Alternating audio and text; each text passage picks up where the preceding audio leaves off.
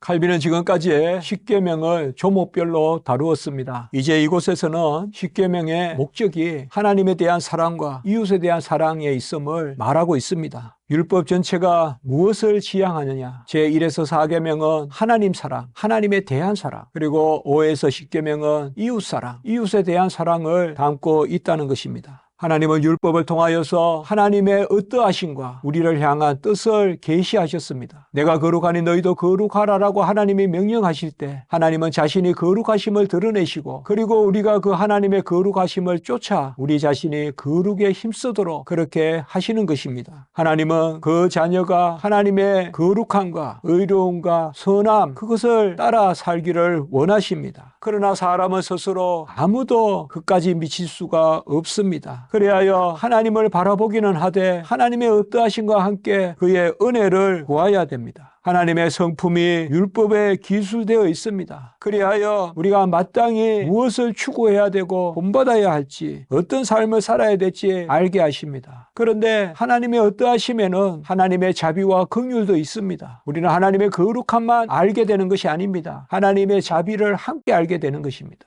그리하여 율법은 하나님의 의로우심을 드러낼 뿐만 아니라 율법은 하나님의 긍휼과 자비, 무조건적 사랑, 값없는 사랑도 드러낸다는 것이죠. 그것이 바로 율법에는 명령과 함께 약속이 있다는 것입니다. 우리가 하나님을 사랑한다는 것은 이런 약속을 담고 있는 계명인 것입니다. 이웃 사랑도 마찬가지입니다. 우리가 하나님을 사랑하는 가운데 이웃을 사랑해야 되는데 하나님이 우리에게 베푸시는 은혜를 전제하지 않는다면 우리는 결코 이웃 사랑의 온전함에 이룰 수 없습니다. 한 계명도 은혜가 없이는 가다할 수 없다는 것입니다. 신명기 10장 12절에서 13절까지의 이스라엘 내 하나님 여호와께 요구하시는 것이 무엇이냐? 여호와를 경외하여 모든 도를 행하고 그를 사랑하며 마음을 다하고 뜻을 다하여 규례를 지킬 것이 아니냐라고 이렇게 말씀했습니다. 여호와의 율법을 다 순종하라는 것입니다. 그런데 그 순종이 마음과 뜻을 다하여 순종하는 그런 순종이어야 된다는 것입니다. 인격적 순종이란 것입니다. 세상에서는 마음과 뜻이 어떻게 보이느냐, 잡히느냐 하지만 하나님은 우리 중심까지 보시는 하나님이시기 때문에 마음과 뜻을 헤아리십니다. 그 가운데 사랑하라는 것입니다. 하나님은 우리에게 율법을 주셔서 그 율법의 가르침을 통하여서 우리가 하나님과 하나 되는 자리로 나아가기를 원하십니다. 율법은 삶의 거룩함을 통해 하나님과 우리가 하나로 결합하는 데 목적이 있습니다. 사람을 하나님께 부착시키는 것이죠. 이것이 결국 안식의 개념이죠. 이것이 결국 그리스도와 성도가 하나됨으로 성취되는 그 역사인 것이죠. 그래서 하나님은 마음을 다하고 뜻을 다하고 힘을 다하여 여호와를 사랑하라 라는 이 사랑의 계명과 함께 이웃 사랑의 계명, 내 이웃 사랑하기를 내 자신같이 사랑하라 라는 계명을 주시는 것입니다.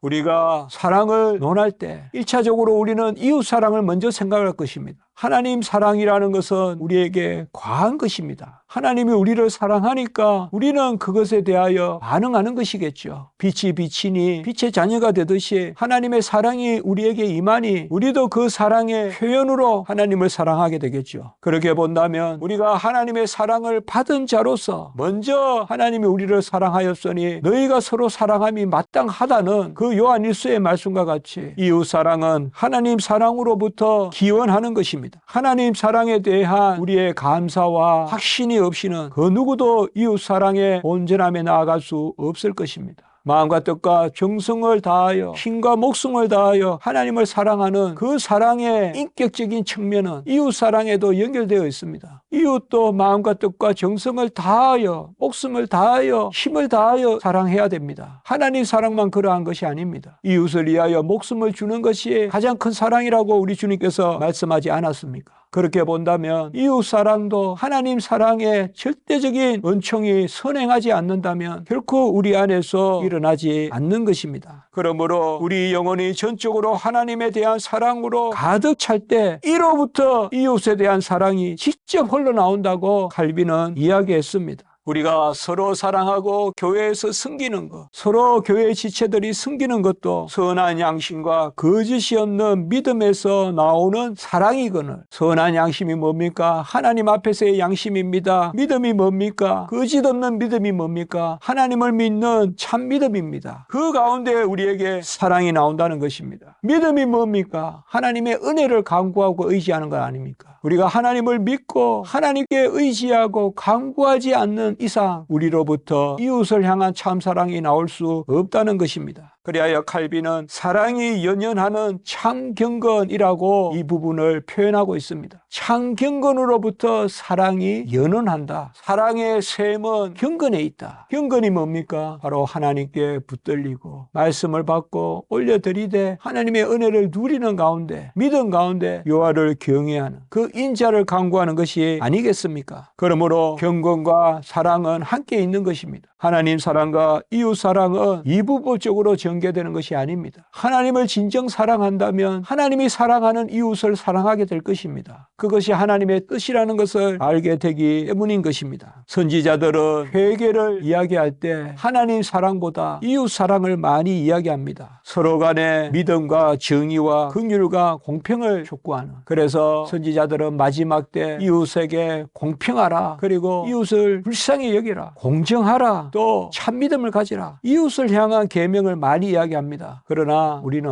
이웃 사랑의 계명은 항상 하나님에 대한 사랑, 하나님을 경외하고 예배하는 제1에서 4계명의 순종이 전제된다는 것을 염두에 두어야 됩니다. 하나님을 사랑하지 않고는 이웃을 사랑할 수 없다는 것입니다. 하나님의 사랑의 계명이 이웃 사랑의 계명의 본질을 이룬다는 것입니다. 그 경건으로부터 이웃 사랑이 흘러나온다는 것입니다. 하나님이 십계명의 목적을 하나님 사랑과 이웃 사랑 이렇게 칼빈에 의해서 파악되듯이 그렇게 말씀하셨다면 이 하나님의 사랑과 이웃 사랑은 결코 배치되는 것도 아니요 하나를 얻고 하나를 잃게 되는 그러한 상황에 놓인 것도 아니라는 것입니다. 하나님 사랑이 온전하다면 그것은 이미 이웃 사랑을 내포하고 있는 것입니다. 사람을 사랑하는 것이 경건의 확증이다라고 칼빈은 말하고 있습니다. 이게 무엇을 의미합니까? 사람을 사랑하는 것이 경건함으로부터 흘러나오기 때문에 사람을 사랑하는 모습이 경건의 확증이라는 것입니다. 하나님이 이웃 사랑을 말할 때 이웃 사랑은 그저 껍데기 사랑이 아닙니다. 외피적 사랑이 아닙니다. 그저 모양만 내는 형식적 사랑이 아닙니다. 하나님이 이웃을 사랑하는 것은 내 몸과 같이 사랑하라는 것입니다. 마음과 뜻과 정성을 다하여서 하나님을 사랑하듯이 이웃도 사랑하라는 것입니다. 이 이웃 사랑, 진정한 이웃 사랑. 세상에서 하나님을 모르는 자들도 많은 구제를 하고 많은 선을 행하고 그들도 자기들의 사랑을 항상 이야기합니다. 인성의 뛰어남은 남을 사랑하는 데 있다라고 세상의 윤리에서도 가르칩니다. 그러나 하나님 보시기에 그것은 결코 사랑이 아닙니다. 우리는 먼저 하나님을 사랑하고 경외하는, 그래서 사람을 사랑하는 것이 결국 하나님을 사랑하는 경건의 확정이 되는 그 자리에 이르게 된다는 것입니다. 하나님 사랑 가운데 은혜를 받는 자로서 겸손해야 이웃을 사랑하지 않겠습니까? 많은 경우에 이웃을 사랑한다 하면서 내가 베푼다고 생각한다면 그것은 또 다른 교만을 낳지 않겠습니까? 내가 있는 것을 베풀면서 남을 더 업수히 여기고 남을 낮게 여기고 남을 저 아래로 본다면 그것이 어떻게 베품이라는 이름으로 사랑이라고 할 수 있겠습니까? 아무리 베품이 있다 해도 우리는 하나님의 은혜 가운데 겸손하고 내가 낮은 가운데 여호와의 너무 큰 은혜를 입었기 때문에 마땅히 이웃에게 함께 나눈다는 그게 초대교회의 오순절 성령 사건의 의미가 아니겠습니까? 그래서 서로 떡을 떼고 서로 있는 거 없는 걸 나누는 그러한 일들이 성령의 역사로 나타나지 않습니까? 바로 사도가 성도들의 완전함은 사랑에 자리 잡고 있다고 말하는 것도 이러한 뜻입니다. 이웃 사랑이 예배의 완전함이라는 것이 아니라 예배의 완전함으로부터 나오는 사랑이야말로 진정한 이웃 사랑이라는 것을 말하는 것입니다. 남을 사랑하는 자는 율법을 다 이루었다라고 하는 말도 마찬가지 아니겠습니까? 남을 사랑하면 1에서 4계명을 지키지 않아도 된다는 말이 아니라 1에서 4계명을 지키는 자가 남을 사랑할 수 있다는 것입니다. 그러므로 남을 사랑하는 것이 율법을 다 이룬다는 것입니다. 왜요? 이웃을 사랑하는 것은 하나님을 사랑하는 것의 열매이기 때문에 그런 것이죠. 확증이기 때문에 그러한 것이죠. 그래서 이 말씀을 우리가 그릇되게 오해해서는 안 되는 것입니다. 온 율법은 내 이웃 사랑하기를 내 자신같이 하라 하는 이 말씀에 이루어졌다는 갈라디아 5장 14절도 분명히 하나님 사랑을 전제하는 이웃 사랑, 그래서 이웃 사랑의 열매를 통하여서 하나님 사랑의 확증, 그래서 이웃을 사랑하는 것이 모든 계명의 완성이다, 그 뜻에서 말하는 것입니다. 이런 의미에서 사랑은 율법의 완성이고, 우리가 무엇이든 대접을 받고자 하는 대로 남을 대접하는, 이것이 율법이요 선지자라고 했을 때 우리가 은혜를 구하듯이, 우리가 하나님께 바라듯이 이웃에게도 베푸는 이 질서를 말하는 것이 아니겠습니까? 그저 이웃과 우리 사이의 기브앤테이크를 이야기하는 것이 아니라 우리가 하나님께 받고 하나님께 누리고 하나님의 긍휼과 자비와 은총을 우리가 누리는, 그래서 그것을 얻기를 원하는 만큼 이웃에게 베푸는 것, 이게 계명 아닙니까? 이게 약속 있는 계명 아닙니까? 세상의 구제의 방식이 아닙니다. 하나님 나라의 구제 방식입니다. 우리가 하나님의 은혜를 받은 것을 나누는 것입니다. 그것이 연보하는 것이고 그것이 헌금하는 것입니다. 그리하여 초대교회에서는 서로 돕고 서로 구제하지 않았습니까? 이 부분에서 이웃 사랑이 모든 계명의 완성이라는 것은 이웃 사랑의 계명이 하나님 사랑의 계명 위에 있다는 말이 아니라 이웃 사랑의 계명의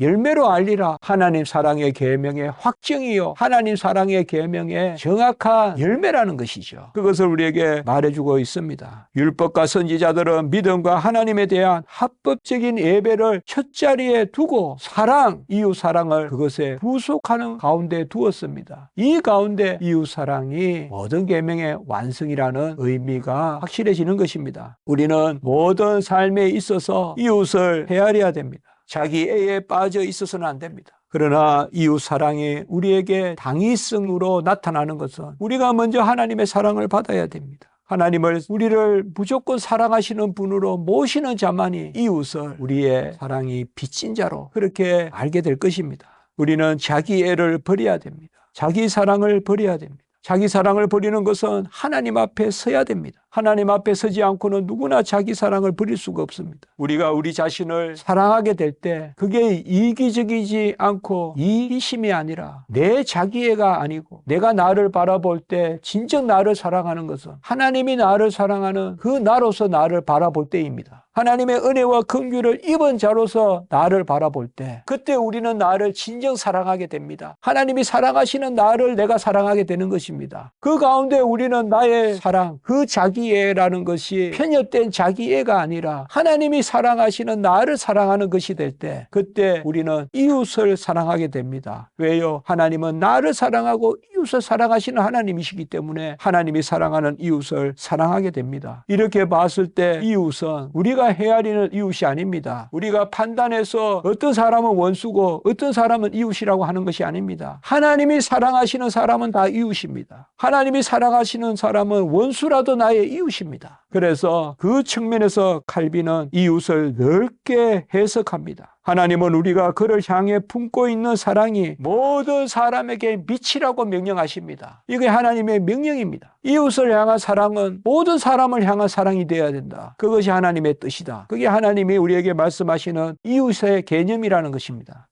이제 이 부분을 정리해 보겠습니다. 첫째, 율법의 가르침은 하나님의 형상을 지닌 사람이 하나님의 성품에 부합하는 거룩한 삶을 통하여서 의의 완성에 이르러 하나님께 부착되도록 하는 데 있습니다. 둘째, 사랑은 참 경건에서 연언하고 참 경건에 부속할 뿐만 아니라 참 경건을 확정하는 것입니다. 그러므로 사랑이 율법의 완성이라고 할 때 이 사랑은 하나님 사랑, 이웃 사랑, 하나님 사랑이 본질적인 사랑인 것입니다. 셋째, 하나님은 우리가 본성상 빠져있는 자기 애를 버리고 하나님에 대한 사랑을 품는 데 이르기를 원하십니다. 하나님을 사랑하는 가운데서 우리는 이웃을 전체적으로 사랑하는, 곧 원수라도 이웃으로 알고 사랑하는 그 사랑에 이르게 된다는 것입니다.